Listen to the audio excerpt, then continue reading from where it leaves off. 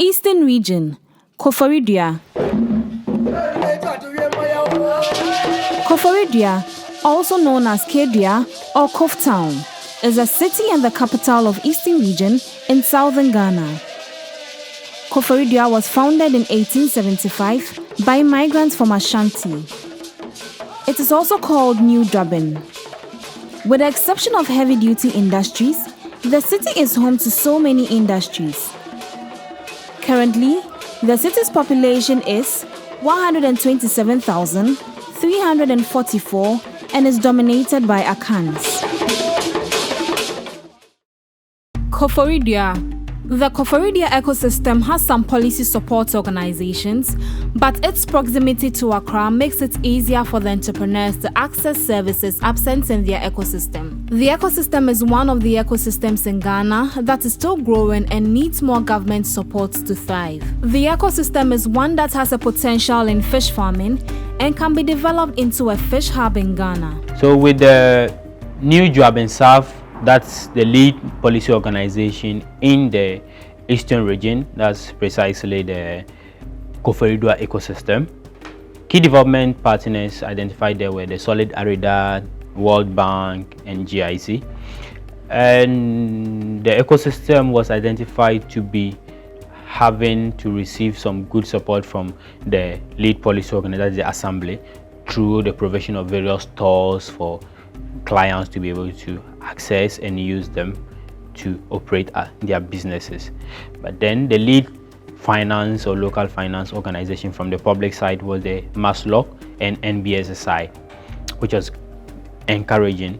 We also discovered that the key area that other people are also focusing on was the agricultural sector, and precisely fish cultivation. And so the Fisheries Commission has an office there.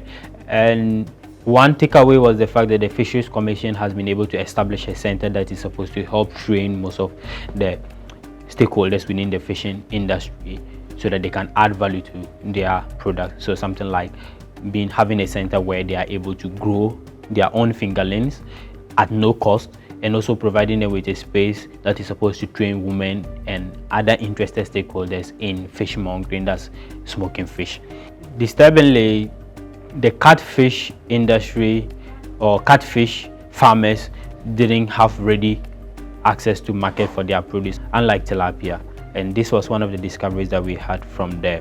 Generally, in the ecosystem, I would say that the ecosystem of Koforidua is still in a growing stage, as most of the policy organizations are still the key organization that people would have to go to for services.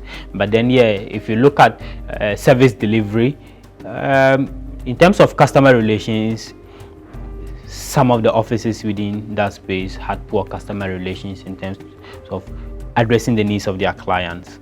In terms of business registration, the Koforidua ecosystem did not have a Registrar General's Department where they could do their business registration, so they had to depend on either the Accra Registrar General's Department office or the Kumasi Registrar General's Department office.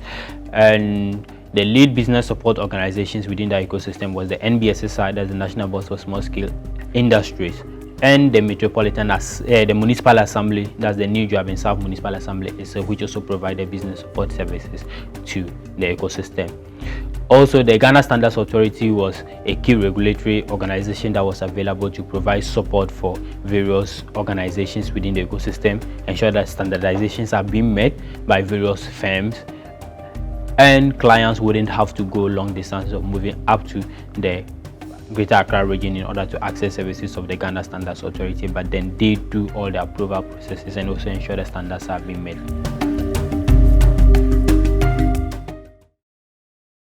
The indigents of Koforidua are mostly interested in the patronage and use of local banks and mostly rural banks and microfinances. The survey brought to light the fact that most of the startups and SMEs are mainly supported by microfinances and credit union corporations as compared to the international banks.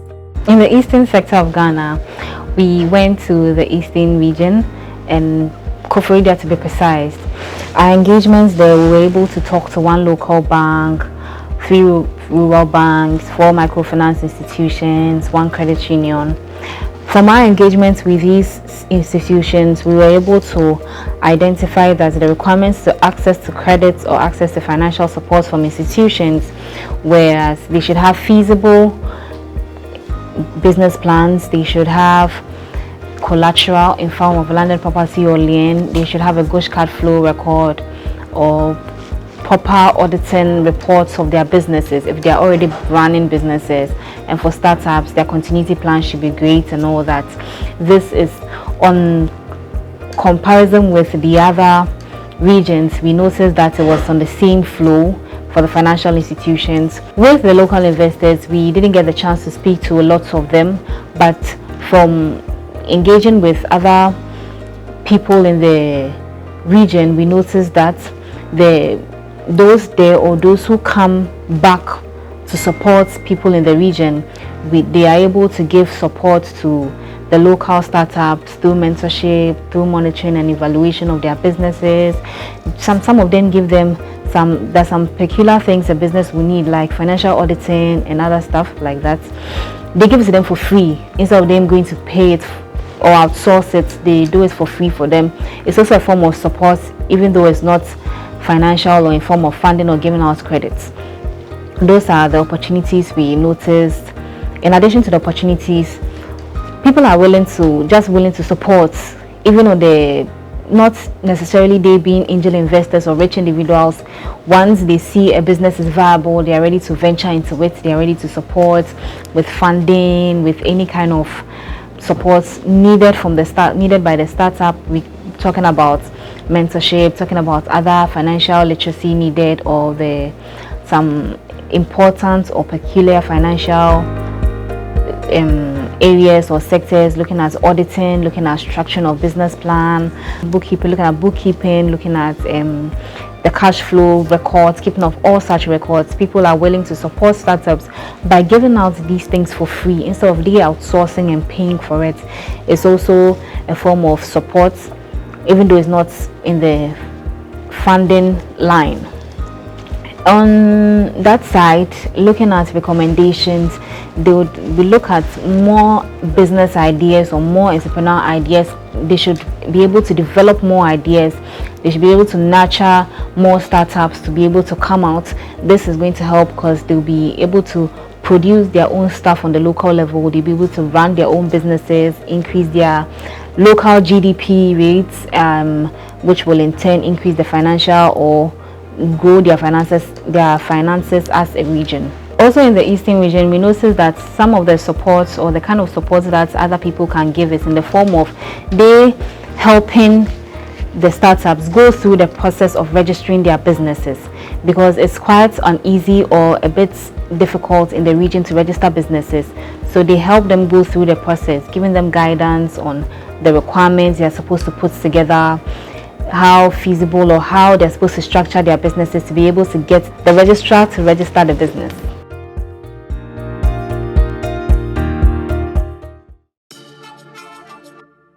In Koforidua, one key promising market we noticed was the hospitality sector. The area has quite a number of lodges, tour centers, and hotels that accommodate natives who would want to hold conference meetings and have cool getaways. In Koforidua, because of the geographical nature of the city, most small-scale businesses or industries were engaged in aqua farming, to be precise, catfishing. And in terms of the most promising digital markets, it will be in terms of the hospitality, because Koforidua houses a lot of profitable lodges and hotels and restaurants as well. And in terms of the digitalization of most businesses, quite a few of them were really inclined in terms of social media representation and websites as well. So some of the key challenges we also realized concerning the businesses was the outsourcing of markets, as well as the need for really high-skilled labor.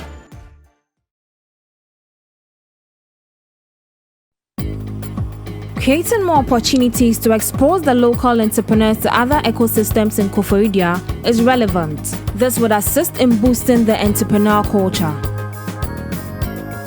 Being a cosmopolitan city, identifying and celebrating existing local entrepreneurs with success stories would create a connection for the younger generations or startups. To interest you to know that Koforidua being a a mini cosmopolitan city lacks support structures or formalized support entities there.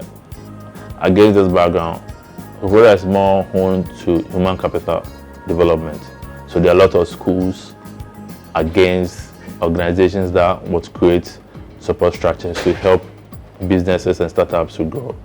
So I'll say that with Koforidua, we didn't get much to do there because of these challenges. So I recommend that relevant stakeholders should take advantage to create such opportunities for emerging businesses in Koforidua. And also, I'll say that a lot of entrepreneurial programs and initiatives should be run to incite the interest for entrepreneurship and in view to create more jobs to lessen unemployment rates in Koforidua. So we spoke with 3 NGOs, one business advisory institution, then one formalized business institution. In Koforidua, we had an extensive discussion with one of the senior high schools, which was extremely interested in setting up an innovation hub to help their students work on startup ideas even before completing schooling. So Koforidua, Eastern Region, we were able to visit 6 second cycle institutions and then one successful entrepreneur who made us aware of the fact that it's not that easy for the youth to get funding for their really brilliant business ideas. And then you also realize that they had to fine-tune their products and services they want to offer so as to meet a minimum level that will be attractive to potential clients within the region. So they will need a lot more mentorship, one-on-one mentorship to improve their ideas and make it better. I realized there are a lot of NGO activity to support the youth in vocational training. We noticed a lot of NGO activity to support the youth.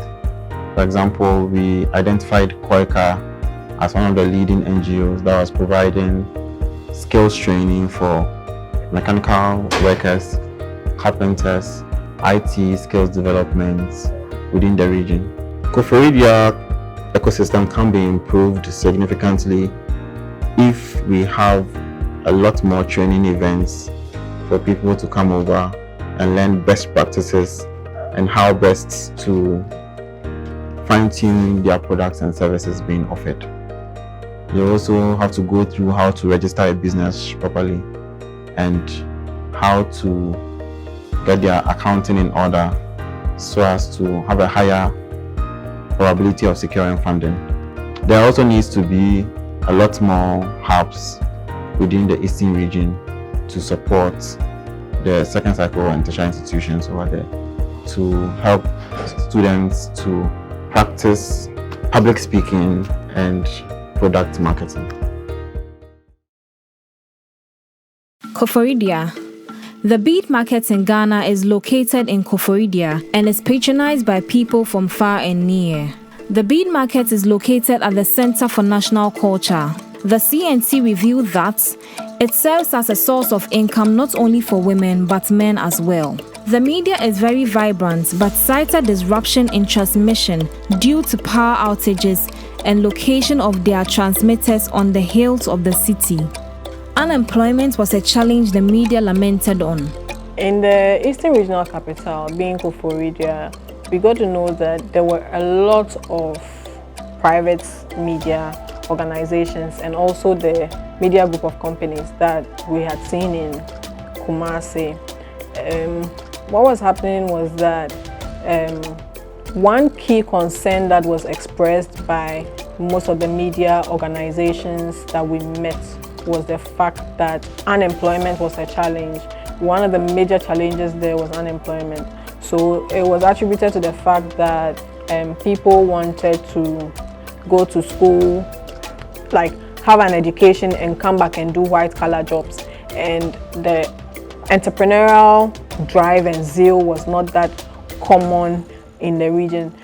most of the media houses in Koforidua were very, very interested in partnering with us to help youth in the area to develop their entrepreneurial skills and also change their mindset about thinking that in order to work you need to be employed by everyone.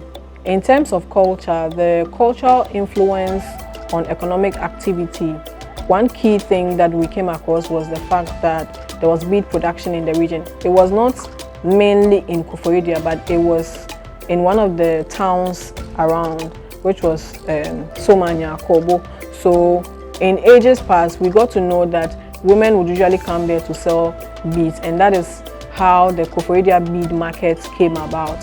And every Thursday, there's a market where people come from all walks of life across the country and even outside Ghana to patronize the local beads that was made.